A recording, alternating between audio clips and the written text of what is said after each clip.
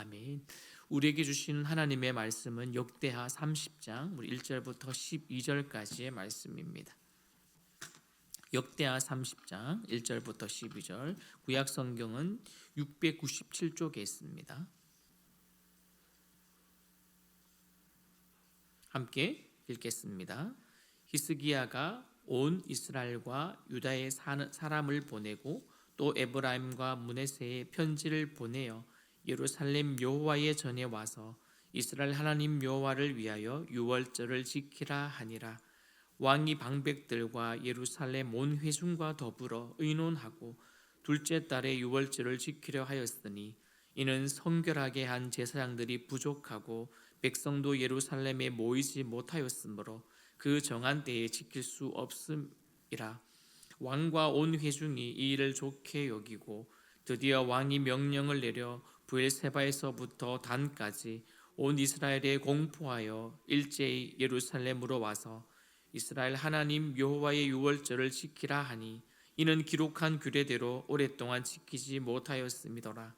보발꾼들이 왕과 방백들의 편지를 받아 가지고 왕의 명령을 따라 온 이스라엘과 유다에 두루 다니며 전하니 일렀으되 이스라엘 자손들아 너희는 아브라함과 이삭과 이스라엘의 하나님 여호와께로 돌아오라.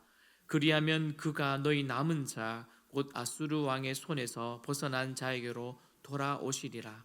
너희 조상들과 너희 형제같이 하지 말라. 그들은 그의 조상들의 하나님 여호와께 범죄하였으므로 여호와께서 멸망하도록 버려두신 것을 너희가 똑똑히 보는 바니라. 그런즉 너희 조상들 같이 목을 곧게 하지 말고 여호와께 돌아와 영원히 거룩하게 하신 전에 들어가서 너희 하나님 여호와를 섬겨 그의 진노가 너희에게서 떠나게 하라. 너희가 만일 여호와께 돌아오면 너희 형제들과 너희 자녀가 사로잡은 자들에게서 자비를 입어 다시 이 땅으로 돌아오리라. 너희 하나님 여호와는 은혜로우시고 자비하신지라. 너희가 그에게로 돌아오면 그의 얼굴을 너희에게서 돌이키시지 아니하시리라 하였더라. 보발꾼이 에브라임과 므낫세 지방 각 성읍으로 두루 다녀서 스불론까지 이르렀으나 사람들이 그들을 조롱하며 비웃었더라. 그러나 아셀과 므낫셋과 스불론 중에서 몇 사람이 스스로 겸손한 마음으로 예루살렘에 이르렀고 하나님의 손이 또한 유다 사람들을 감동시키사 그들에게서 왕과 방백들이 여호와의 말씀대로 전한 명령을 한 마음으로 준행하게 하셨더라. 아멘. 누군가의 초대 혹은 여러분 요청들이 있을 때 여러분들은 어떻게 하시나요? 생각해 볼 때 별 문제가 없으면 아마 초대에 응하고 또 크게 무리되지 않으면 여러분 들어주게 될 것입니다. 오늘 본문은 히스기야 왕의 통치 기간 중에 특별한 요청을 하고 있습니다. 그것은 1절에 나옵니다. 히스기야가 온 이스라엘과 유다 사람에게 사람을 보내어 또 에브라임과 므낫세에 편지를 보내어 예루살렘 여호와의 전에 와서 이스라엘 하나님 여호와를 위하여 유월절을 지키게 하라라는 내용입니다. 여러분 이 구절에서 유독 눈에 들어오는 동사가 있는데요. 반복해서 보내고 보내어입니다. 메시지 성경에서는 이 부분을 좀 모든 사람을 초청하다라는 단어로 조금 기록하고 있고 그리고 직접 편지를 보내어라는 그렇게 단어를 동일하게 기록하고 있더라고요. 왜냐하면 하나님이 명령하신 그 절기인 유월절 준수 결정과 또한 초청에 관한 내용은 언약 백성들에게는 매우 중요한 것이었습니다.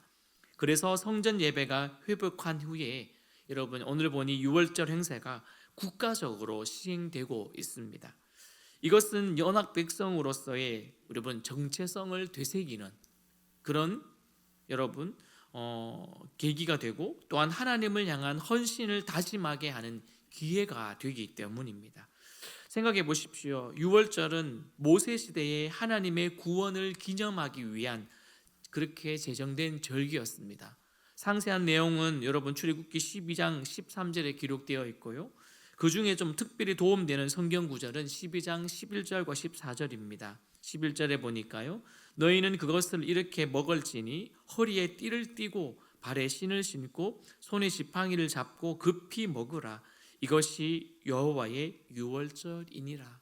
그리고 14절에 보니 너희는 이 날을 기념하여 여호와의 절기를 삼아 영원한 규례로 대대로 지킬지니라. 이렇게 출애굽기에서는 기록되어 있습니다.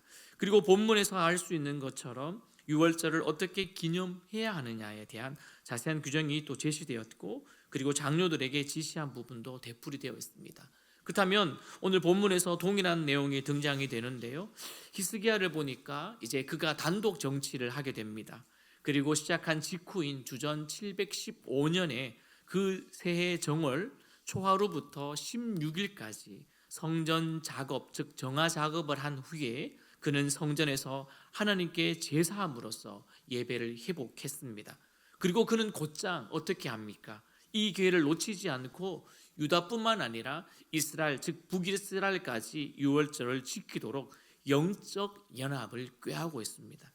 자, 이는 왕과 방백들과 그리고 예루살렘의 온 회중이 합의한 결정으로 이제 왕과 백성 모두가 온 이스라엘의 신앙 회복을 간절히 원했음을 여러분 분명히 알 수가 있습니다.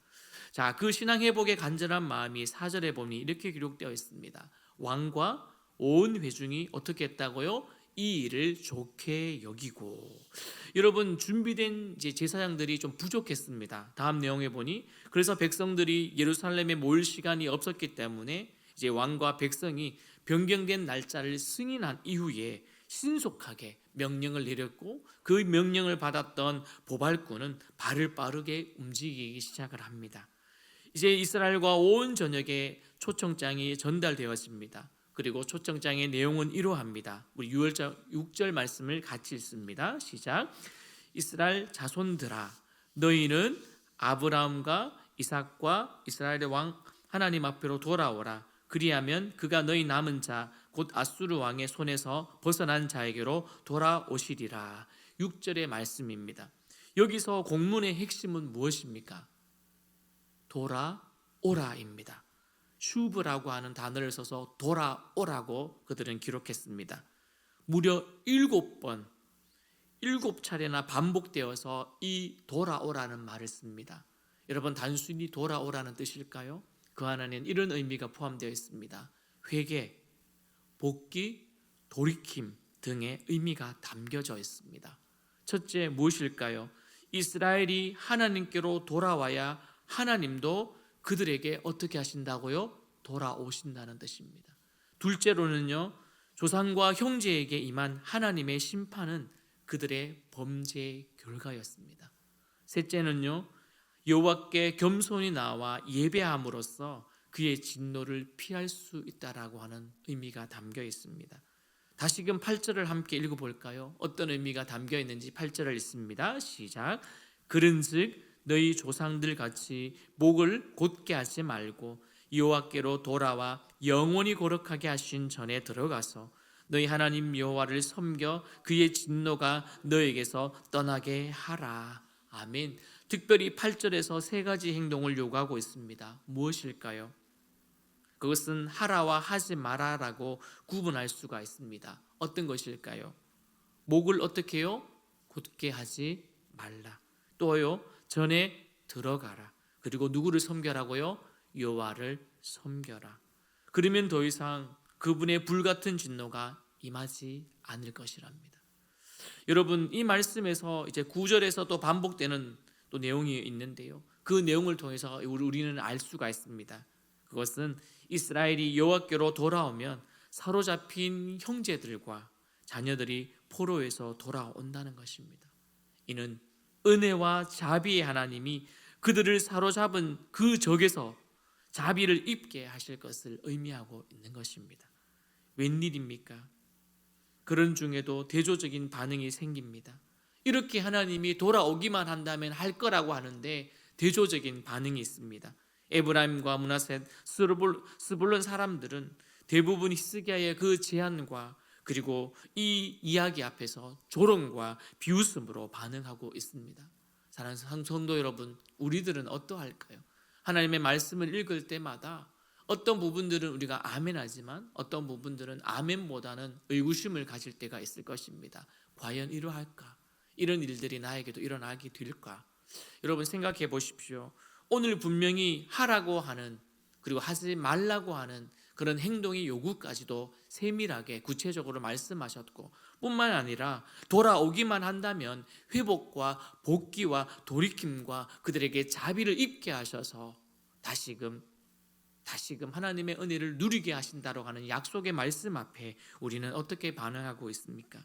하지만 놀랍게도 아셀과 므낫셋, 스불론 중에 몇 사람은 겸손하게 유월절을 지키기 위해 예루살렘에 이르게 되었습니다.